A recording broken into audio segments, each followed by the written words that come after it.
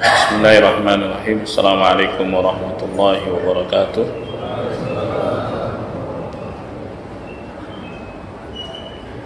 Innal hamdalillah nahmaduhu wa nasta'inuhu wa nastaghfiruh wa na'udzu billahi min shururi anfusina wa min sayyiati a'malina. May yahdihillahu fala mudilla lahu wa may yudlil fala hadiya lahu. Asyhadu an la ilaha illallah wahdahu la syarika lah wa asyhadu anna Muhammadan abduhu wa rasuluh sallallahu alaihi wa ala alihi wa sahbihi wa man tabi'ahum bi ihsan wa sallama taslima, amma ba'd. Hadirin jemaah sekalian yang dimuliakan Allah, mari kita membaca hadis-hadis Nabi sallallahu alaihi wasallam dalam kitab kita Riyadhus Shalihin. Kali ini kita masuk bab mayud'a bihi lil marid, doa-doa yang dipanjatkan kepada Allah Subhanahu wa taala untuk orang yang sakit. Pada pertemuan yang lalu sudah disampaikan bahasan anjuran untuk menjenguk orang yang sakit, peduli kepadanya. Maka pada pertemuan kali ini yang akan dibahas adalah doa-doa apa saja yang diajarkan Nabi Shallallahu Alaihi Wasallam, ya, dipanjatkan kepada Allah Subhanahu Wa Taala untuk kebaikan orang yang sakit. Qala al-mu'allif rahimahullah, babun ma yud'a bihi lil marid, bab doa-doa yang dipanjatkan untuk orang yang sakit.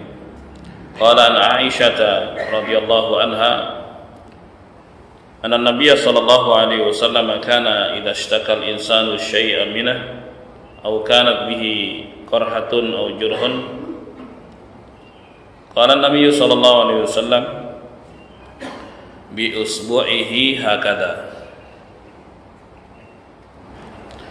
Dari Aisyah, semoga Allah meridainya, Ummul Mukminin, bahwa Nabi sallallahu alaihi wasallam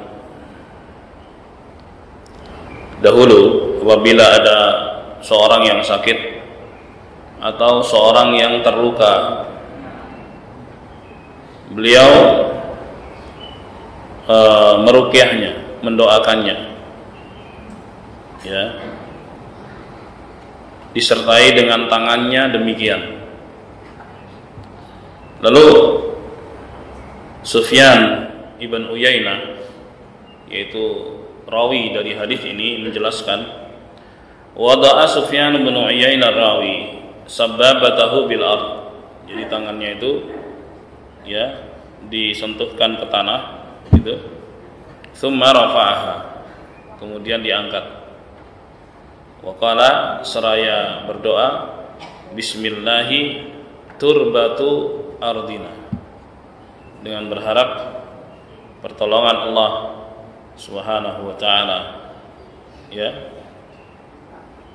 tanah dari bumi kami, biriqati ba'dina, dengan ludah sebagian kami, yushfa bihi saqimuna, dengannya orang yang sakit di antara kami disembuhkan, biidzni rabbina, dengan izin Tuhan kami, yaitu Allah Subhanahu wa taala. Jadi ini salah satu doa, ya, yang dibacakan untuk orang yang sakit.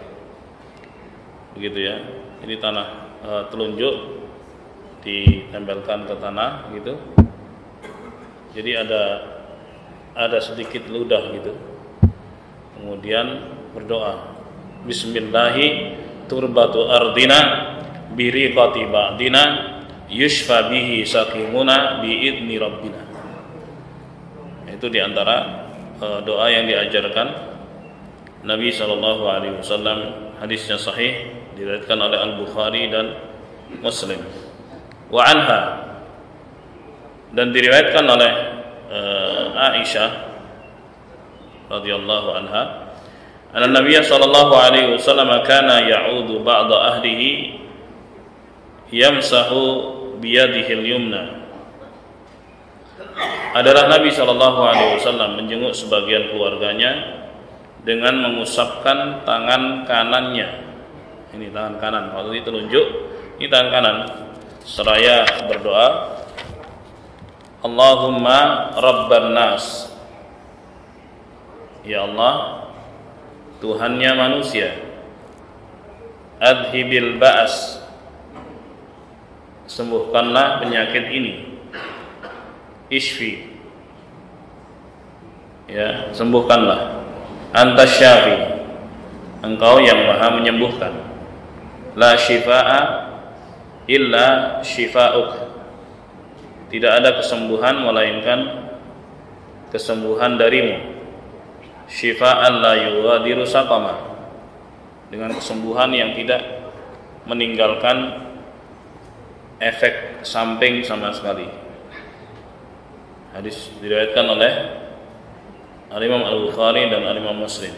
Usapkan tangan kanan, kemudian tempat yang sakit, lalu berdoa dengan doa ini, Allahumma rabban nas adhibil ba'as ishfi anta syafi la shifa illa shifa'uk syifa'an la yughadiru saqama. Baik, ini versi berikutnya. Jadi memang perlu dihafal ya yang seperti ini. Tapi nanti saya akan tunjukkan versi yang mudah. Kalau ini kan mungkin agak panjang bagi sebagian kita. Ya. Hadis berikutnya, wa an Anas radhiyallahu anhu qala li Tsabit rahimahullah, bahwa Anas berkata kepada muridnya, salah seorang muridnya bernama Tsabit Al-Bunani, ini murid kepercayaannya rahimahullah. Kata Anas, ala arqika bi ruqyati Rasulillah sallallahu alaihi wasallam, maukah aku ruqyah engkau dengan ruqyah yang dilakukan oleh Rasulullah SAW. Ruqyah itu artinya bacaan-bacaan. Ruqyah terbagi dua, ada ruqyah syar'iyah, ruqyah yang syar'i yang diajarkan Rasulullah SAW berupa bacaan ayat-ayat Al-Quran atau doa-doa yang diajarkan beliau. Lalu yang kedua ada yang disebut dengan ruqyah syirkiyah, ruqyah yang syirik yang disebut dengan jampi-jampi. Ya, baik, yang isinya bukan permintaan kepada Allah Subhanahu wa taala. Ya, terima kasih.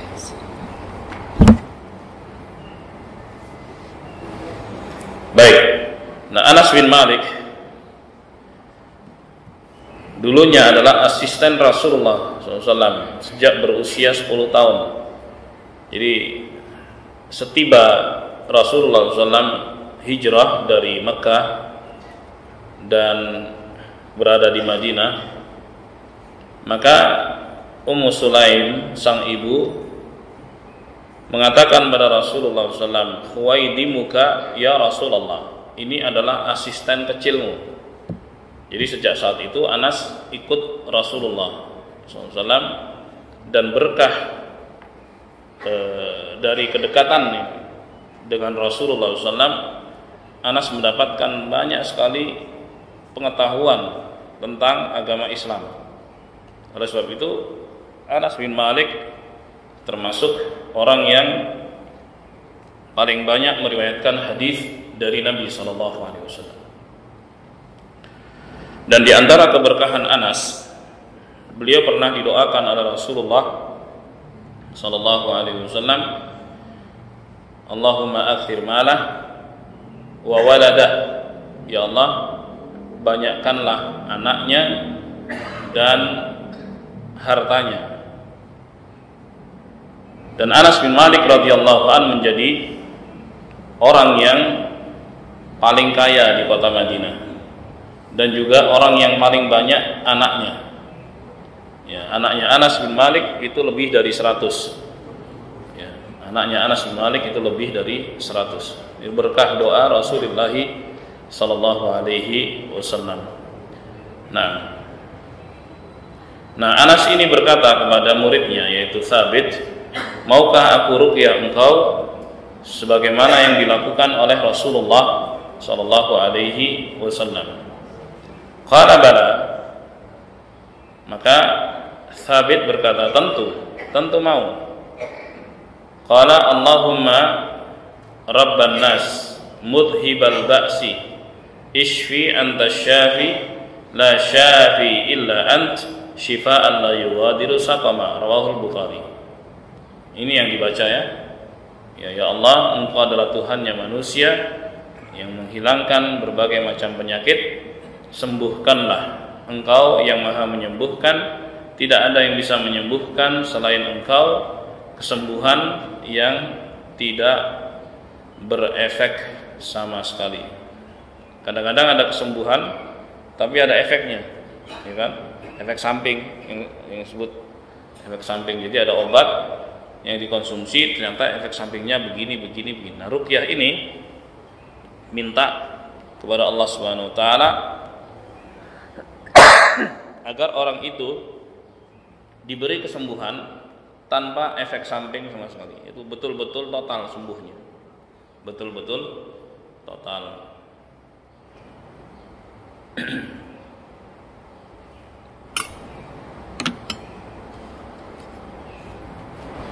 Minum air dulu. Bismillah.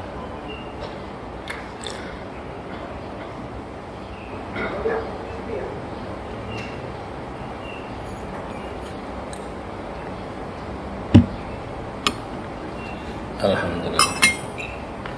Baik. Kemudian wa an Sa'ad bin Abi Waqqas radhiyallahu anhu qala 'adani Rasulullah sallallahu alaihi wasallam. Dari sahabat yang mulia Sa'ad ibn Abi Waqqas, semoga Allah meridhoinya. Ini salah seorang yang dijamin masuk surga. Ya, berdasarkan wahyu dari Allah.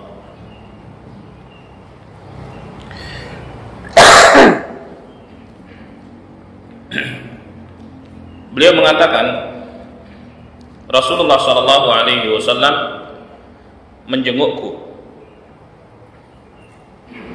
Ini kejadiannya di Mekah. Baik. Dan saat ini termasuk orang yang berhijrah ya bersama Rasulullah sallallahu alaihi wasallam Madinah, tapi saat itu pas ada di Mekah. Ya. Entah di Fathu Mekah atau pas hajian.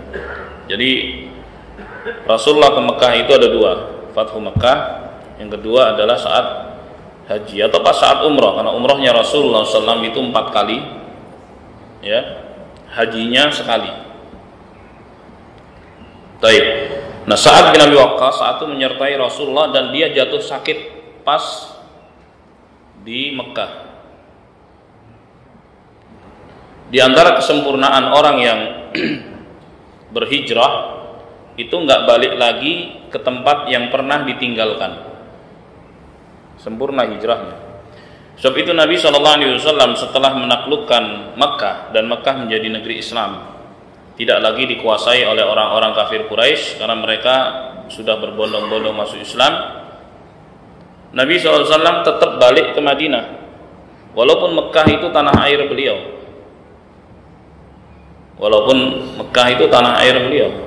Beliau nggak menetap di Mekah, tapi balik lagi ke Al-Madinah karena hijrahnya seorang sempurna ketika dia nggak balik lagi ke tempat asalnya, walaupun tempat asalnya sudah membaik. Itu hijrah ya. Dan di bulan-bulan ini juga sering dibahas tentang hijrah. Hijrah itu secara bahasa ini faedah ya. Artinya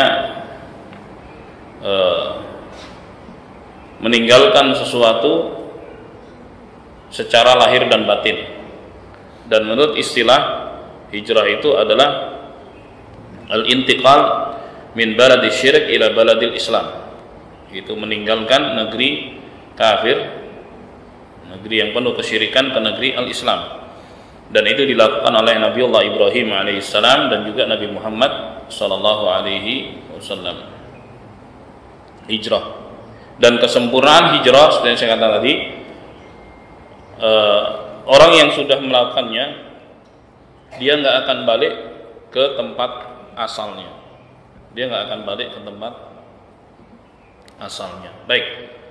Nah, di saat itu, saat Ibn Abi Waqqas khawatir dia meninggal dunia di Mekah, sehingga dia khawatir hijrahnya nggak sempurna, takut. Karena ada salah seorang sahabat bernama Sa'ad bin Khawlah, ya, termasuk yang berhijrah ke Al-Madinah, dia meninggal di Mekah. Nah, saat itu Sa'ad ibn Abi Waqqas khawatir. Nah, dijenguk oleh Nabi SAW. Lalu Nabi mengatakan, Allahumma ishfi Sa'dan, ya, Allahumma ishfi Sa'dan, Allahumma ishfi Sa'dan, 3 kali. Ini simpel sekali ya. Hadis riwayat Muslim. Ya Allah sembuhkan Sa'ad, ya Allah sembuhkan Sa'ad, ya Allah sembuhkan Sa'ad. Ini kok dalam bahasa kita ya. Ishfi, sembuhkan. Siapa yang dimaksud di situ? Sebut namanya. Ishfi Muhammadan, kalau namanya Muhammad. Ya kan? Kalau namanya, ya siapa namanya? Ismail misalnya, Ishfi Ismail. Allahumma Ishfi siapa? Fulan. Sebutkan namanya. Ini gampang ya. Nah, ini juga ruqyah yang diajarkan Rasulullah SAW. Diucapkan 3 kali. Allahumma shfi fulanan, Allahumma shfi fulanan, Allahumma shfi fulanan. Ini simpel, yang mudah untuk diingat, dan ini bisa diamalkan ya, dengan penuh kepercayaan pada Allah Subhanahu wa taala bahwa Allah akan menyembuhkannya. Dan betul, Sa'ad ibn Abi Waqqas panjang umur, walaupun dia sakit keras di Mekah, tapi dia sembuh, ya, tapi dia sembuh. Dan ini potongan hadisnya. Sebenarnya hadisnya itu panjang. Di antara faedah dari hadis Sa'ad bin Abi Waqqas ketika dia sakit dan dijenguk oleh Rasulullah SAW, saat itu bertanya pada Rasulullah, ya Rasulullah, ana dumal, aku tuh punya banyak harta, ya, sementara ahli warisku hanya seorang putri saat itu berarti udah nggak ada lagi istrinya dan yang lainnya, hanya seorang putri saat itu ya, saat dia sakit. Bolehkah saya wasiatkan seluruh hartaku? Wasiat ini ya untuk membelanjakan hartanya di jalan Allah, bukan untuk ahli waris. Karena wasiat itu tidak boleh diberikan kepada ahli waris.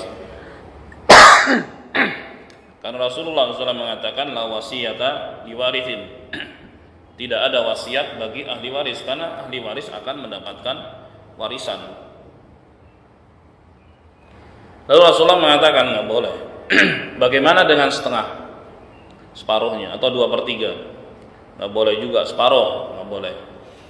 Bagaimana dengan 1/3?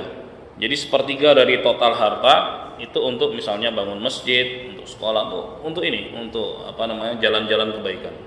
1/3 bagaimana? Maka Rasulullah mengatakan wa thulutsu kabirun aw katsir. 1/3 itu sudah banyak dan 1/3 itu besar. Dari situlah para ulama mengatakan bahwa maksimal harta yang diwasiatkan ya dikeluarkan ya untuk kepentingan dia. Jadi kalau seorang berwasiat itu untuk kepentingan dia. Tapi keliru kalau seorang mewasiatkan ini nanti sebelum kalau mati nih, ini untuk kamu sekian, untuk kamu sekian, untuk kamu sekian. Ini nggak benar, itu bukan wasiat yang seperti ini, bukan. Nggak boleh seorang yang sakit keras mau mati kemudian berwasiat agar hartanya diberikan kepada si A, si B, si C dari ahli warisnya. Nggak boleh, kayak gitu nggak boleh, karena mereka sudah akan mendapatkan apa? Prosentase yang ditentukan oleh Allah, ya. Baik. Dan itu dibagikan dalam ilmu waris, tergantung dari komposisi keluarga. Tergantung dari komposisi keluarga ketika yang punya harta itu meninggal dunia. Baik. Jadi maksimal adalah sepertiga. Sehingga kalau ada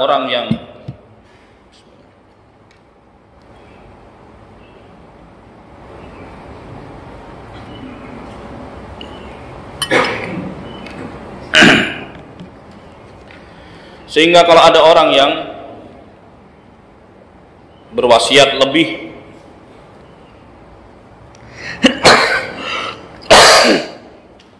dari sepertiga, maka yang dieksekusi hanya sepertiga. Ya, yang dieksekusi itu hanya sepertiga. Karena sepertiga itu kata Nabi sudah besar. Misalnya separuh harta saya bangunin masjid, nggak boleh. Yang dieksekusi hanya sepertiganya saja. Begitu kata Abdullah bin Abbas. Dan Abdullah bin Abbas mengatakan seandainya kurang dari sepertiga maka itu lebih disukai. Seandainya wasiat itu kurang dari sepertiga maka itu lebih disukai. Misalnya 1/4, 1/5 dari total aset. Lalu Nabi SAW menyebutkan alasannya, innaka antadara warasataka aghniyaan khairun min antadarahum 'alatan yatakaffafunan nas. Sungguhnya engkau tinggalkan keluargamu dalam keadaan berkecukupan itu lebih baik daripada engkau tinggalkan mereka dalam keadaan meminta-minta kepada orang lain. Jadi dia belanjakan seluruh hartanya di jalan Allah. Terus keluarganya apa yang ditinggalkan? Terus kalau dia minta-minta ke orang gimana? Gitu. Bagaimana dengan Rasulullah sendiri SAW? Rasulullah SAW itu tidak meninggalkan apapun untuk keluarganya kecuali makanan, ya 90 kg untuk makan keluarganya dibagi-bagi dengan jaminan baju besi beliau. Artinya kalau gagal bayar, ya itulah yang dibayarkan. Baik. Ya, beliau beli makanan itu, gandum itu dari seorang Yahudi. Beliau meninggal habis nggak ada harta sama sekali. Itu tergantung dari kondisi masing-masing keluarga, jamaah yang dimuliakan Allah. Kadang-kadang ada keluarga yang memang sudah mapan, dia bisa jalan sendiri, ya, maka seorang bisa infakkan hartanya di jalan Allah Subhanahu Wa Taala sebelum dia mati. Kenapa? Anak-anaknya udah jalan sendiri, udah mapan, udah punya rizki sendiri. Dia fokus kepada apa? Kepada dirinya. Maka harta-harta dia bisa dia habiskan di jalan Allah Subhanahu Wa Taala. Bisa seperti itu. Tapi ada juga orang yang masih punya tanggungan-tanggungan, dia butuh harta itu, maka dia peduli kepada atau dia prioritaskan kepada keluarganya. Jadi masing-masing orang berbeda-beda jemaah kondisinya. Baik. Dan juga ketika Nabi SAW wafat, keluarga-keluarga beliau juga nggak mikirin kontrakan. Nggak ada riwayat bahwa mereka itu masih harus bayar kontrakan, nggak ada. Artinya mereka punya tempat tinggal sendiri, sehingga kalau ada masalah makan dan minum, insya Allah itu lebih mudah urusannya dibandingkan dengan tempat tinggal yang menjadi pokok, ya. Oleh sebab itu jemaah sekalian yang dimuliakan Allah, hal semacam ini mesti disesuaikan dengan kondisi masing-masing orang.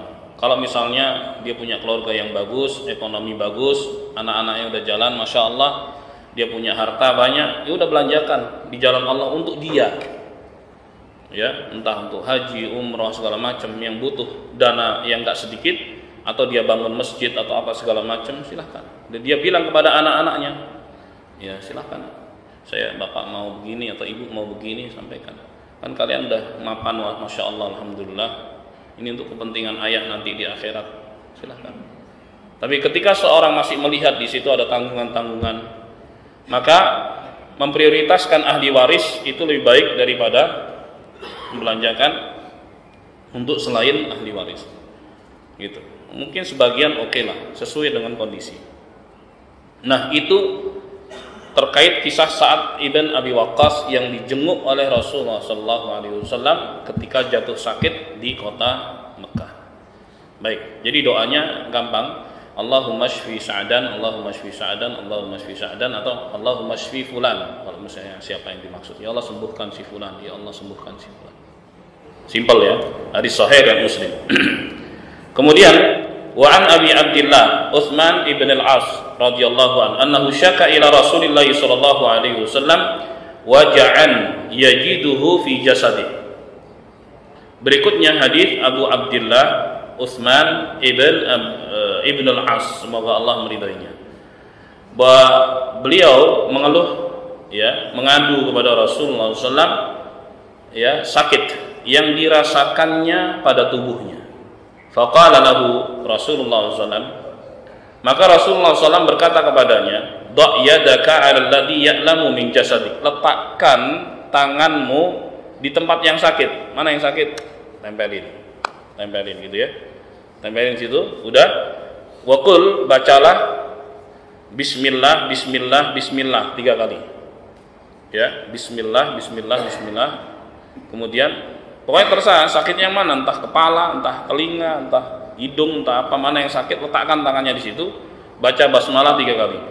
Bismillah, bismillah, bismillah. Terus wa qul sab'a marrat, kemudian bacalah berikut ini 7 kali. A'udzu bi'izzatillahi wa qudratihi. Aku berlindung, ya, dengan kemuliaan dan kekuasaan Allah Subhanahu wa taala, min syarri ma ajidu wa uhadiru, dari keburukan apa yang aku rasakan dan apa yang aku khawatirkan. Ini dibaca 7 kali. A'udzu bi'izzatillahi wa qudratihi min syarri ma ajidu wa uhadiru. Ya, aku berlindung dengan kemuliaan dan kuasa Allah Subhanahu wa taala dari keburukan apa yang aku rasakan dan aku khawatirkan. Ini diantara cara ruqyah berikutnya, ya. Ini ruqyah mandiri loh, ini ruqyah mandiri.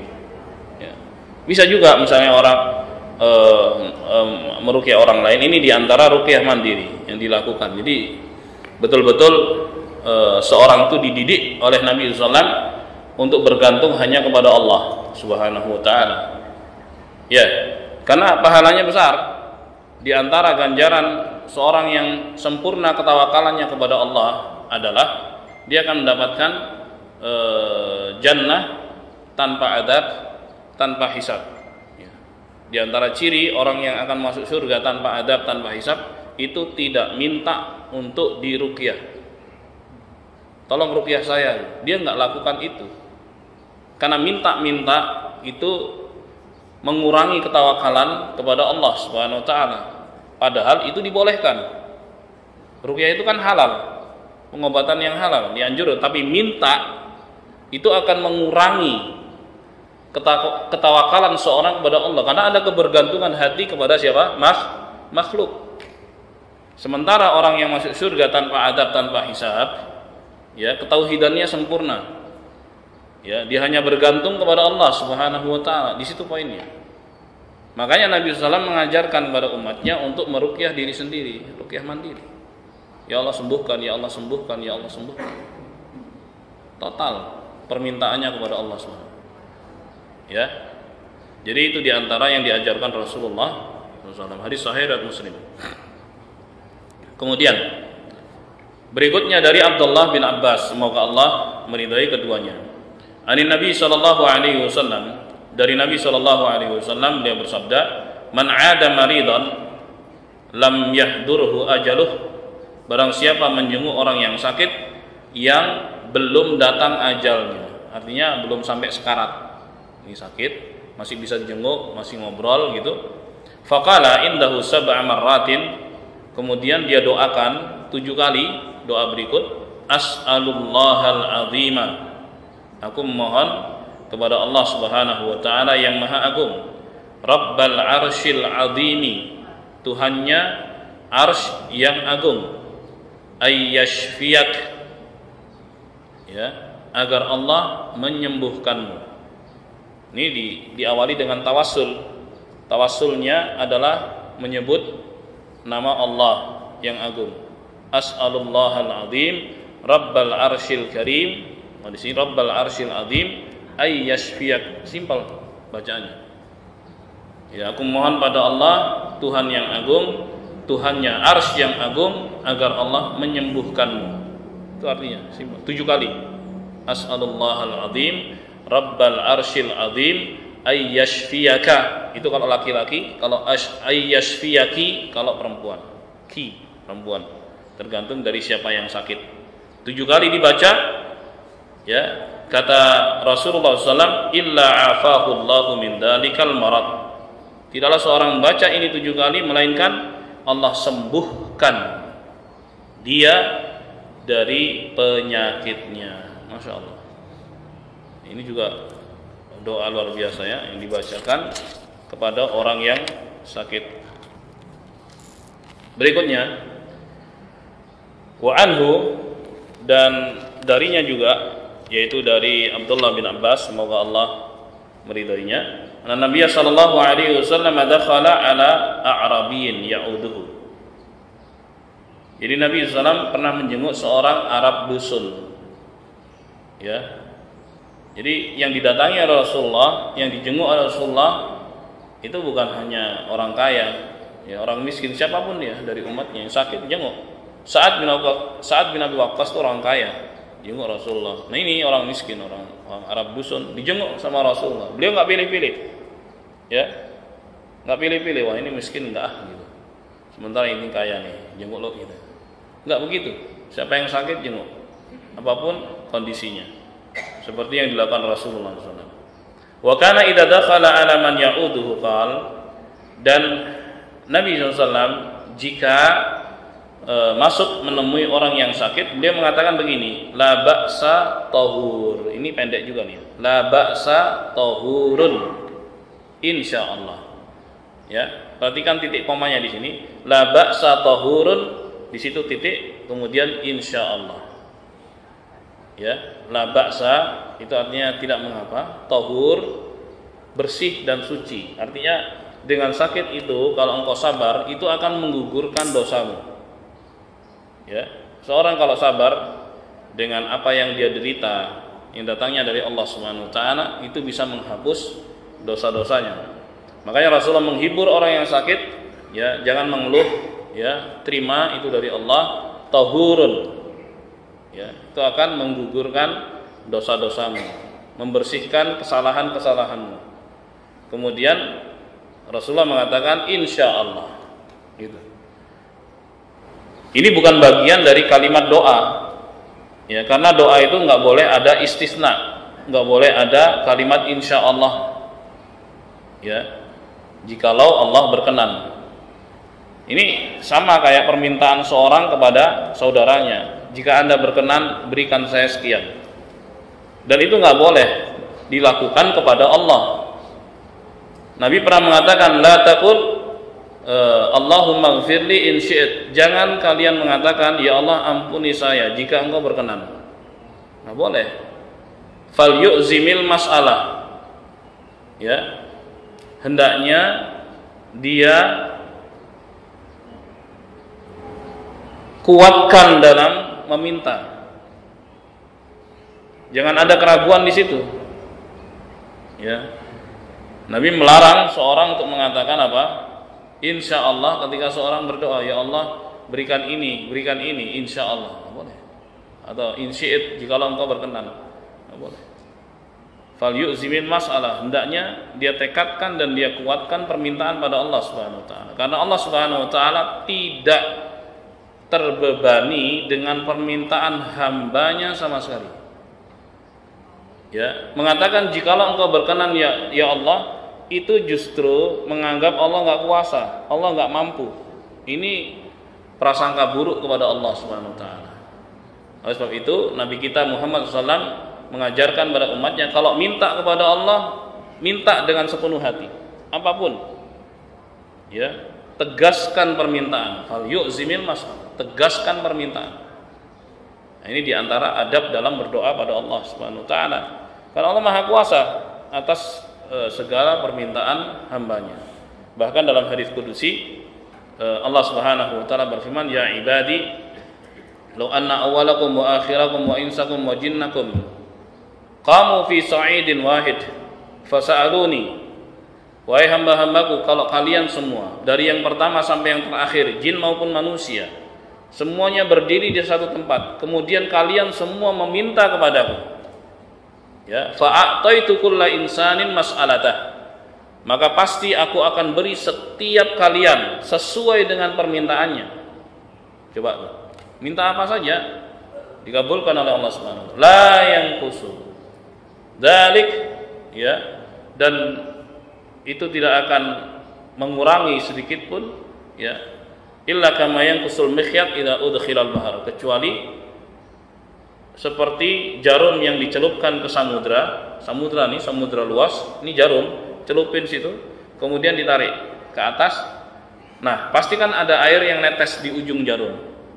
Air yang netes di ujung jarum itulah, ya, sedikit sekali kan, itulah yang diberikan kepada seluruh jin dan manusia, dari yang pertama sampai yang terakhir. Masya Allah. Sementara samudra yang luas itulah perbendaharaan Allah Subhanahu Wa Taala, Allah Maha Kaya. Oleh sebab itu, ya, hamba itu diperintahkan ketika berdoa pada Allah, ketika meminta kepada Allah, ya, hendaknya ditegaskan permintaan. Ya, keliru kalau dianggap bahwa jika engkau berkenan ya Allah, jika engkau berkenan, ini sopan santun kepada Allah. Enggak begitu. Itu sopan santunnya kepada manusia. Kalau kepada manusia begitu caranya, tapi kepada Allah enggak boleh begitu. Rasulullah sendiri yang melarang. Rasulullah mengatakan fal yu'zimil mas'alah. Ya. Hendaknya ditegaskan permintaannya. Kenapa kalimat berkenan dianjurkan kepada manusia? Karena manusia itu punya keterbatasan. Dia mau kasih kalau ada keluasan. Tapi Allah Subhanahu Wa Taala enggak boleh dikatakan begitu. Karena Allah sangat Allah Maha Kaya. Allah bisa memenuhi permintaan hambanya sekalipun, apapun permintaannya. Sehingga ketika seorang mengucapkan kalau engkau berkenan ya Allah, itu artinya menganggap bahwa Allah enggak mampu. Dan itu enggak boleh. Makanya Rasulullah mengatakan apa? Liya'zimil mas'alah, hendaknya seorang tegaskan permintaannya ketika dia berdoa. Ya. Jadi kalimat insya Allah pada ucapan Nabi SAW ketika mengatakan la ba'sa tahurun, ya, titiknya di situ, la ba'sa tahurun, tidak mengapa. Ya, dengan sakitmu itu kamu bersabar, maka dosa-dosamu diampuni oleh Allah Subhanahu wa taala. Insya Allah pasti benar, gitu. Ini kalimat khabariyah, jumlah khabariyah. Ya, kalimat berita. Bukan isinya doa. Doa itu yang kalimat penggalan pertama. Jadi titik koma ini juga mempengaruhi ya jemaah. Ya, titik koma itu juga penting untuk diperhatikan. Baik. Jadi ini diantara yang diucapkan Rasulullah kepada orang yang sakit. La ba'sa tahurun. Titik. Kemudian insya Allah. Begitu caranya ya. Baik. Hadis berikutnya. Wa Nabi Sa'id al-Khudri radhiyallahu anhu anna Jibril atan Nabi sallallahu alaihi wasallam. Dari Abu Sa'id al-Khudri, semoga Allah meridainya, bahwa Jibril datang kepada Nabi sallallahu alaihi wasallam. Saat itu Nabi sakit. Jadi sakitnya itu karena disihir.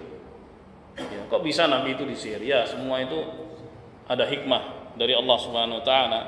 Disihir oleh seorang Yahudi. Ya. Buhulnya itu diikat, kemudian dilemparkan ke sumur tua yang udah kotor dan seterusnya. Ya. Jadi kalau sihir itu jamaah itu dia sulit untuk bisa lepas sampai ketemu ikatannya, buhul. Ya, biasanya entah itu diikatkan diisi jarum, paku, macam-macam, ditanam atau di mana tempatnya. Taib, kalau sampai nggak ketemu, bukan berarti nggak bisa, tapi akan lama. Berbeda dengan orang yang kesurupan. Kalau kesurupan gampang dibacain, kemudian insya Allah nggak lama akan pergi. Tapi kalau sihir itu lebih kuat, karena ada ikatan antara dukun dengan jin dan setan untuk kerjasama di situ. Taib. Kalaupun dihantam gitu dengan ruqyah, nanti dia balik lagi, karena ada posnya, ada bisnya, yaitu buhul itu. Sampai ditemukan. Kalau sudah ditemukan, insya Allah mudah untuk sembuh. Saya pernah dapatin kasus seperti ini. Ada seorang datang, sekeluarga, Taib, mengadukan kondisinya yang kurang baik. Kemudian saya ruqyah, saya bacakan Al-Fatihah, kemudian Al-Baqarah. Saat saya baca Al-Fatihah, Al-Baqarah masih 1, 2, 3 ayat, belum banyak. Itu sudah meraung-raung. Oh iya benar, ini ada sesuatu nih. Terus ini yang kena nih anggota perempuan. Jadi di situ ada ibu, ada 2 anak kembar perempuan kena. Kalau yang laki, kepala keluarga enggak. Justru yang kena yang perempuan, mudah kena. Dia meraung-raung gitu, suaranya seram. Lalu saya tanya, ada masalah apa Anda? Saya baik-baik aja, nggak ada masalah. Nggak, coba deh ingat-ingat gitu. Oh ya, ada seorang, saya punya kontrakan, ada seorang sudah lama kontrak di situ dan saya ingin menaikkan ongkos sewa, tapi dia nggak mau. Ya, saya baik-baik mengatakan, kalau Anda nggak mau silakan cari kontrakan yang lain Pak gitu. Nah, setelah kejadian itu keluarga kami mengalami ini. Nah, coba cek tempat dia tinggal, cari hal yang aneh di situ. Saya bilang begitu ya. Terus dia datang kontrakannya, dia cek telepon set, ini tuh ada seramik, tapi ada satu seramik yang aneh nih, baru dia. Kalau yang lain, kalau lama itu kan usang ya usang ya, karena pakai usia pakai kan gitu. Tapi di sini ada seramik yang baru gitu. Ya coba bongkar aja itu, coba bongkar, dibongkar sama dia, ditemukan buhul itu di situ. Alhamdulillah nggak lama prosesnya, ya. Karena kalau sihir itu pasti sulit untuk ruqyah, nggak sekali 2 kali, bisa lama gitu. Tapi kalau ketemu buhulnya, dengan izin Allah akan segera sembuh. Ketemu buhulnya, kemudian terus saya apain Ustaz? Bakar aja, nggak usah takut. Dibakar sama dia langsung hilang, sihirnya langsung hilang. Begitu caranya. Itu sihir. Dan Nabi SAW pernah diruqyah sama Jibril ketika disihir, ya, sama Labid ibnul A'sam al-Yahud. Baik. Jibril diutus oleh Allah Subhanahu wa taala, kemudian bertanya, "Ya Muhammad, ishtakait?" Wahai Muhammad sallallahu alaihi wasallam, kamu sakit? Qala na'am. Rasul mengatakan iya. Qala, langsung Jibril mengatakan, Rasulullah enggak minta diruqyah, tapi menerima ruqyah orang lain boleh. Jadi kalau kita misalnya tiba-tiba ada orang yang datang, Anda sebenarnya sakit, saya ruqyah ya, gitu ya. Oh, silakan, itu boleh. Tapi kalau minta jangan. Jelas ya. Di sini Rasulullah nggak minta. Jibril datang, lalu bilang, Muhammad engkau sakit? Ya, aku sakit. Langsung Jibril meruqyahnya dengan mengatakan, Bismillahi arkika. Dengan mohon bantuan Allah, aku ruqyah kamu. Min kulli syai'in yu'dika. Dari segala sesuatu yang menyakitimu. Min syarri kulli nafsin aw 'ainin hasid. Dari keburukan dan kejelekan setiap jiwa dan ain atau pandangan mata yang hasad. Allahu yashfika. Allah Subhanahu wa taala yang akan menyembuhkanmu. Bismillahi arkika. Dengan mohon bantuan Allah aku meruqyahmu. Hadis diriwayatkan Muslim dan sembuh. Rasulullah sembuh dan buhulnya pun ditemukan dan dihancurkan. Dan pengaruh sihir ini dalam riwayat disebutkan sampai 6 bulan, bayangkan. Itu pada Rasulullah SAW, utusan Allah Subhanahu wa taala. Kok bisa begitu ya? Allah punya hikmah atas apapun kejadian ya yang terjadi pada nabinya Muhammad SAW. Sehingga dari sini banyak sekali pelajaran yang bisa diambil, ya, dari apa yang dialami oleh Rasulullah Sallallahu Alaihi Wasallam.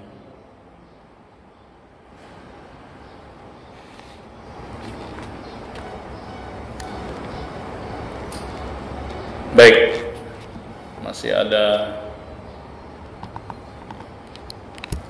2 menit lagi ya? Hah? 8? Oh, berarti itu nggak benar ya? Oh, cepat. Baik, saya baca satu lagi ya.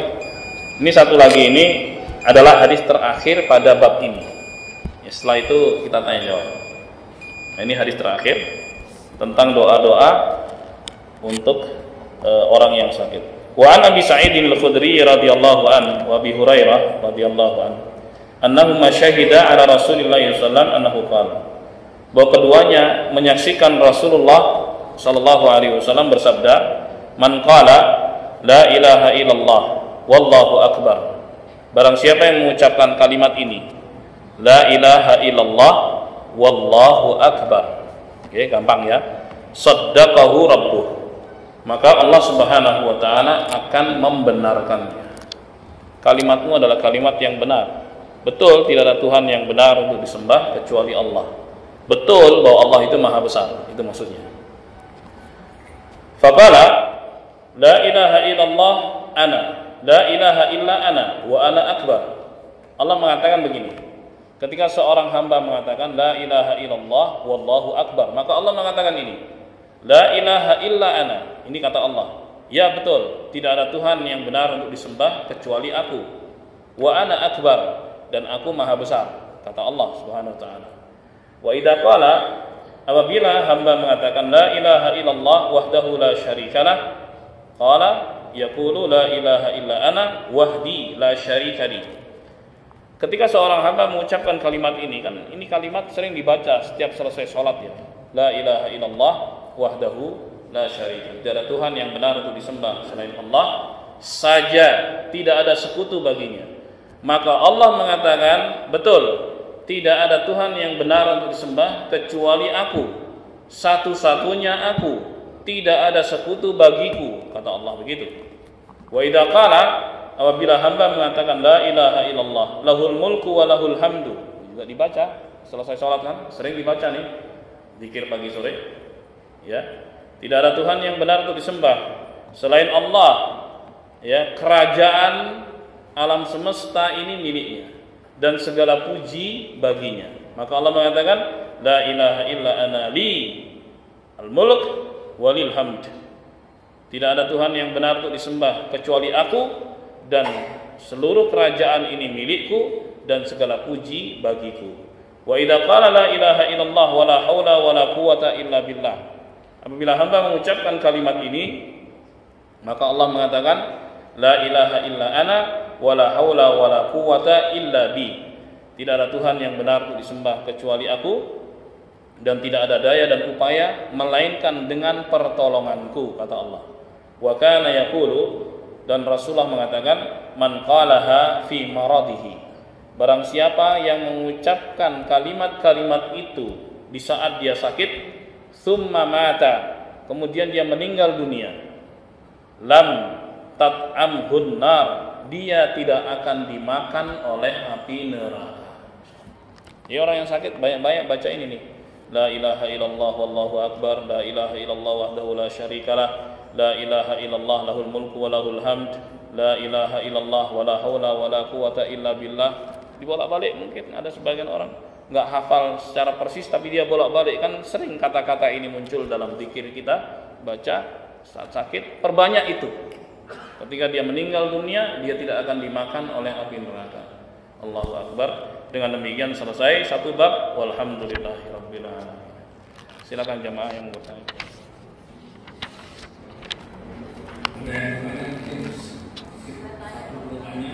Ibu-ibu ada, terus siapa dulu?